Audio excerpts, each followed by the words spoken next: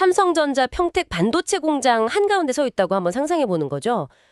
눈에 보이지 않는 먼지 한 톨이나 아주 미세한 진동 한 번이 막 수백억 원의 손실로 이어질 수 있는 그런 곳이잖아요. 맞습니다.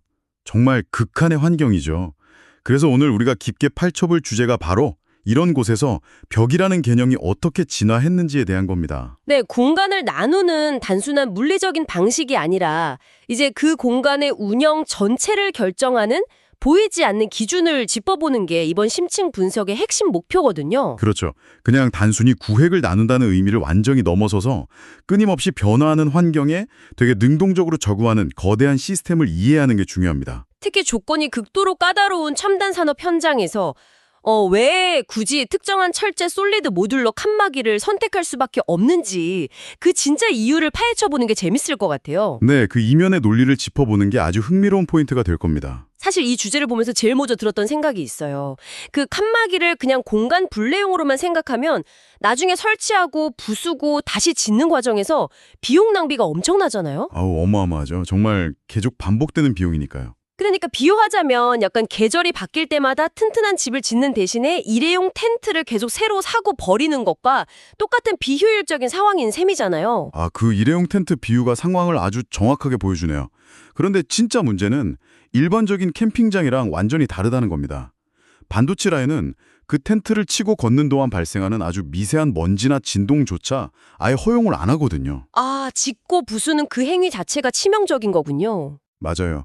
게다가 반도체 공정 기술이 하루가 다르게 발전하니까 그에 맞춰서 내부 공간 구조도 엄청나게 자주 바뀝니다.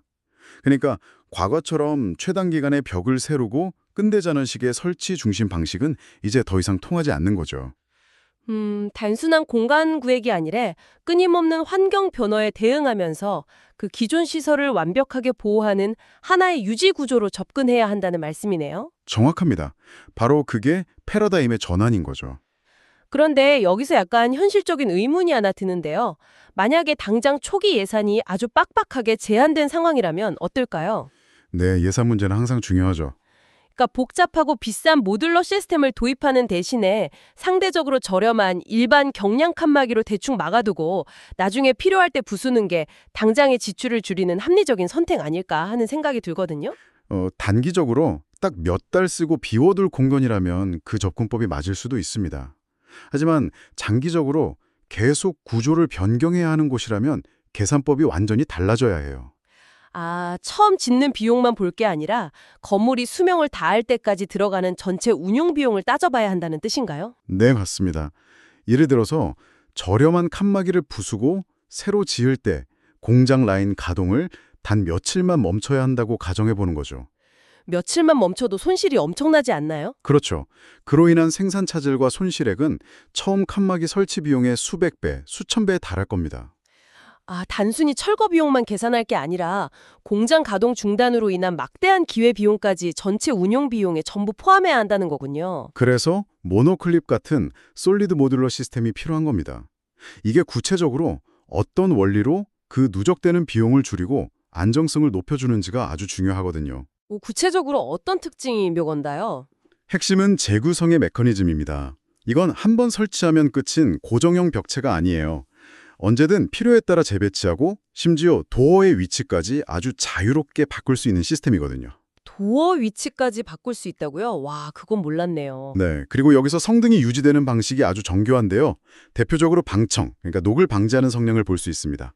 반도체 라인에서는 칸막이를 해체하고 다시 조립하는 과정에서 철끼리 부딪혀서 미세한 녹가루가 공기 중으로 떨어지면 전체 라인이 완전히 마비될 수도 있거든요. 아, 녹가루 하나가 전체 공정을 망칠 수 있군요. 맞습니다. 그래서 이런 시스템은 벽체에 직접 구멍을 뚫는 타공을 최소화합니다. 수십 번을 뗐다 붙여도 칠이 벗겨지거나 마모되지 않는 특수한 결합 방식을 사용하는 거죠. 타공이 없으니까 원상복구도 완벽하게 되겠네요. 그렇죠. 덕분에 처음 설치했을 때의 단열이나 준불연, 차음 성능이 그대로 완벽하게 유지되는 겁니다. 설명을 쫙 듣고 나니까 결국 이 모든 논의는 단 하나의 본질적인 질문으로 귀결되는 것 같습니다. 이 공간은 앞으로 얼마나 자주 그리고 어떻게 바뀔 것인가 바로 이거예요. 아주 예리한 포인트입니다. 결국 공간의 미래 변화를 얼마나 정확히 예측하고 대비하느냐가 시스템 선택의 가장 근본적인 기준이 되는 거죠. 공간이 한 번 지어지면 영원히 고정되어 있다는 그 전통적인 고정관념을 완전히 버려야겠네요. 네, 그 고정관념을 버리는 순간 건축 내부를 구성하는 요소들은 단순한 자재가 아니게 됩니다. 상황에 맞춰 반응하는 아주 유연한 도구로서 새로운 생명력을 부여받게 되는 셈이죠.